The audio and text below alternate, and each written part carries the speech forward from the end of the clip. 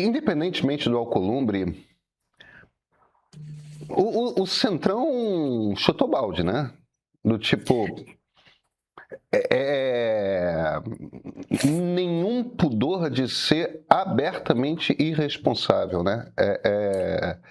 O que você acha que está acontecendo? Pedro, eu acho que você vai direto ao ponto e já me permite, já facilita meu trabalho na resposta quando você despersonaliza. Porque, na verdade, não tem a ver com Alcolumbre, não tem a ver com Hugo Mota, não tem a ver com Arthur Lira, não tem a ver com Eduardo Cunha. Tem a ver com uma dinâmica que está sendo construída, sobretudo de 2013, 14 para cá, em que o Congresso vai ganhando cada vez mais poder sem ter uma responsabilidade correlata. E aqui eu vou explicar. Hoje o Brasil vive o pior dos mundos em termos de sistema. Porque, teoricamente, a gente vive um regime presidencialista, em que o executivo tem muita responsabilidade e sofre muitas responsabilizações, mas a gente tem um executivo que é, em algum sentido, desprovido de dentes, e aí, quando a gente está falando de dentes, a gente está falando de orçamento, por um legislativo que delibera de acordo com seus próprios interesses, sem sofrer nenhum tipo de sanção. O que eu estou dizendo aqui? A Luísa muito bem citou na introdução, quando ela fez referência ao ministro Gilmar Mendes, de que o legislativo não deve apresentar uma nova despesa sem apresentar a fonte de receita. E o que o Legislativo Federal mais tem feito ao longo dos anos, e aí essa é uma prática e é a parte que eu acho mais perigosa, tá? Isso se reproduz nos legislativos estaduais e nos legislativos municipais num nível muito alto, é apresentar fontes de despesa com frequência sem apresentar a devida receita daí derivado.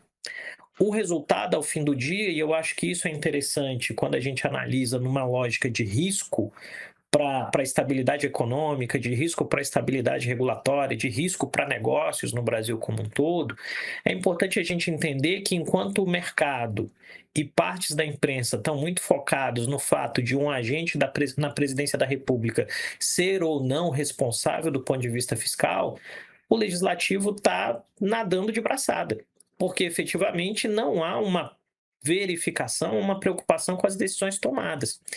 E aí, nomes como Alcolumbre ou Hugo Mota ou qualquer outro nome que a gente colocar, funcionam hoje muito mais como presidências de sindicato, o que não deixa de ser um paradoxo, porque ao mesmo passo que os sindicatos têm, via de regra, perdido importância, as presidências da Câmara e do Senado são grandes presidências sindicais, cujo único interesse, ao final do dia, é maximizar os ganhos dos parlamentares. E aí a gente fala de Centrão porque é a parte mais visível, mas quando a gente olha os posicionamentos, as ações e as omissões, a gente vê que é um grande desenho que beneficia todo mundo. Porque, no fim, os parlamentares estão entrando no Congresso, tendo ali entre 40 e 100 milhões de reais ano, só para fazer ações de maneira indiscriminada via emenda parlamentar. Então, tem toda uma roda girando que eu acho que talvez represente um elemento bastante crítico para a qualidade do sistema democrático, para aquilo que seja a estabilidade do que o modelo de governança que o Brasil criou desde 1988 e que talvez não se sustente nessa dinâmica. Assim. E aí a gente tem exemplos para olhar aqui do lado. Né? Se a gente olhar o Peru, tem alguns elementos muito semelhantes. Se a gente olhar a Argentina, tem elementos muito semelhantes. Se a gente olhar a Bolívia, tem elementos muito semelhantes. E isso me parece que, enquanto alguns de nós estão levantando essas bandeiras de alerta, tem todo um ecossistema que efetivamente vive muito bem, dizendo só o que os indivíduos querem ouvir e efetivamente trabalhando com a ideia de que sempre vai ter um amanhã, porque o governo pode inventar dinheiro, o Estado pode inventar dinheiro. Se tem uma barragem à decisão mais adiante, a culpa é do outro, que é irresponsável, eu fiz a minha parte, olha só. Eu creio que esse é um elemento muito crítico dentro do que a gente vive hoje. Agora, no ano eleitoral, Creomar, a gente tem aí a eleição se aproximando, né? E eu até peguei uma mensagem aqui que a Luciana mandou pra gente logo no início da nossa transmissão, que diz o seguinte: a frase "Congresso é inimigo do povo" faz cada vez mais sentido. É claro que no ambiente que a gente está vivendo, né, nessa eleição apertada que a gente está vendo se aproximar, isso vai ter um reflexo rapidamente num discurso político eleitoral, né?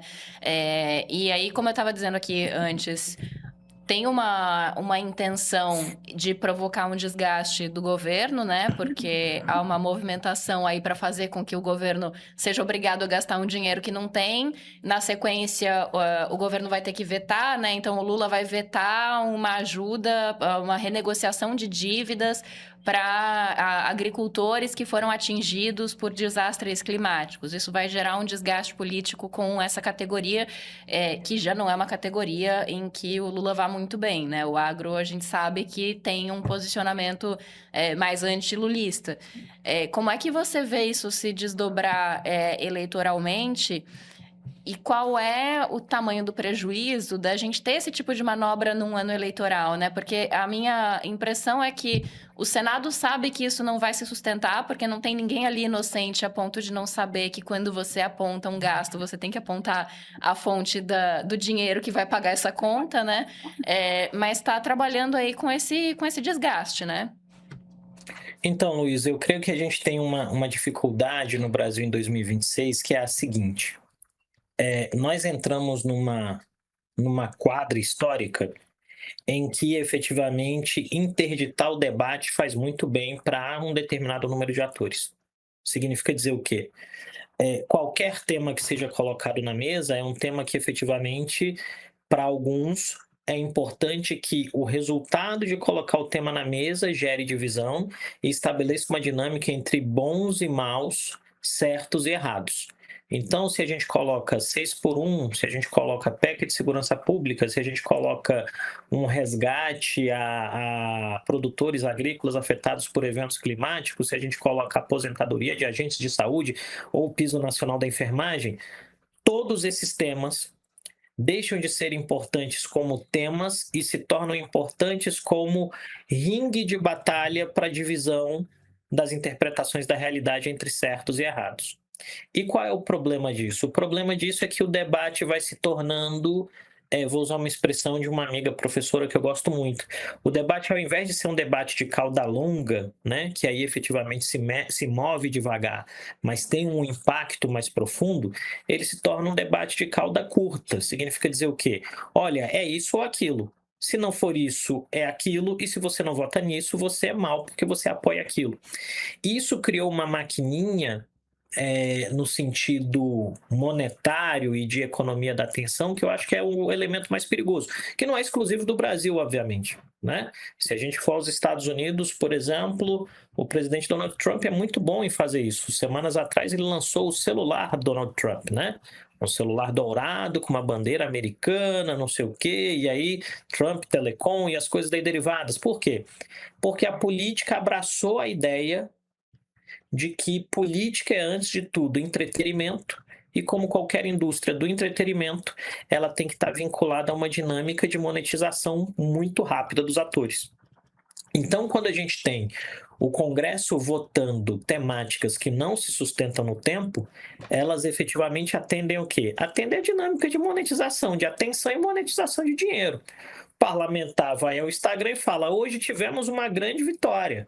Essa vitória nós estamos aprovando o resgate para você que sofreu aí, que perdeu a sua lavoura no evento climático extremo, e isso não é deboche com as pessoas que perderam tudo, a gente tem que deixar muito claro, e diz: olha, nós fizemos a nossa parte. Se alguém barrar a medida daqui por diante, é porque ele não está fazendo a parte dele e ele não quer que você sobreviva.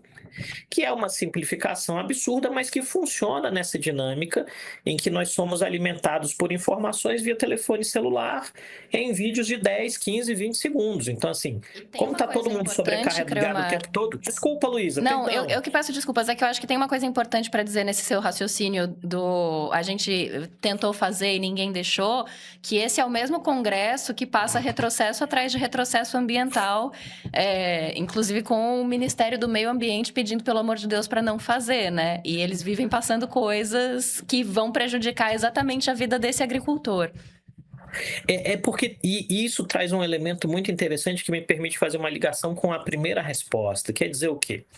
Quando a gente olha para os cargos no executivo, talvez por tradição, talvez por outra característica, quando a gente olha para os cargos do executivo, de fato, a gente tem que o executivo é centrado em uma figura. Você votou no prefeito, no governador, no presidente, ou até mesmo no síndico de condomínio, se você morar em prédio, que é o meu caso aqui. E essa figura acaba absorvendo todas as atenções e o escrutínio derivado daquilo que dá certo, e que aí ele não fez mais do que obrigação, e daquilo de quando dá errado, que meu Deus, é um ser humano horrível, e devia estar sendo execrado porque não consegue entregar sua própria tarefa. Quando você vai para o legislativo tem uma grande vantagem, né? Talvez a Câmara até mais do que o Senado. Ele dilui. As atenções são diluídas. Então você tem 513 de um lado, 81 do outro, e as pessoas efetivamente não vão conseguir acompanhar, porque não dá tempo.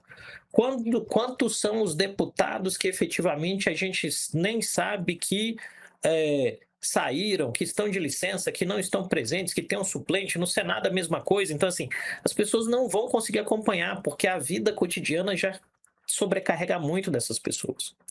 E isso efetivamente gera dois problemas que eu acho muito perigosos. O primeiro é que o legislativo, como a gente está vendo na atual conjuntura, o legislativo assume uma posição bastante confortável para tomar decisões que atendem o interesse imediato, mas que talvez gerem contrariedade com aquilo que seria a função teórica do legislativo, né? Fiscalizar, propor, construir boas políticas públicas. E o segundo elemento daí derivado, que eu acho que é o mais perigoso nesse momento eleitoral específico, é o crescimento de interpretações e de discursos que digam, olha, talvez fosse melhor sem um Congresso.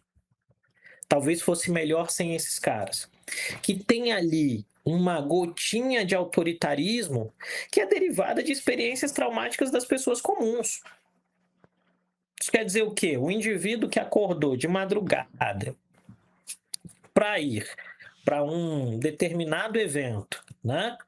E ele não consegue trabalhar porque o transporte público é ruim, porque ele tem uma série de outros problemas, tem uma série de outras dificuldades, ele olha para o lado e os indivíduos estão tendo vidas muito boas, com um dinheiro que é derivado dos impostos dele. Então, qual é a reflexão automática?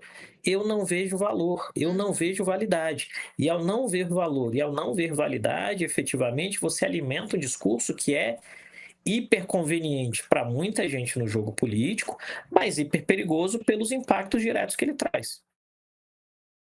Sem hipérbole, saí emocionadíssimo. Sabe quem disse isso? Um dos assinantes do Meio logo após assistir ao novo episódio do Ponto de Partida Série Nós Brasileiros, chamado Os Partidos. Qualidade e timing perfeitos. Eu buscava há muito tempo esse tipo de conteúdo. Essa é uma outra mensagem que a gente recebeu. E teve quem nos escreveu dizendo que gostaria que esse episódio chegasse a mais pessoas. Olha, e agora sim, aspas, eu também. Porque esse episódio é para você entender como opera o nosso sistema partidário desde a sua origem. Em outubro, você vai apertar o confirma nas urnas. Para votar bem, você precisa entender o sistema no qual está votando. É exatamente isso que eu explico em Os Partidos. Está no streaming do Meio, exclusivo para assinantes premium. Assina e vem participar dessa conversa.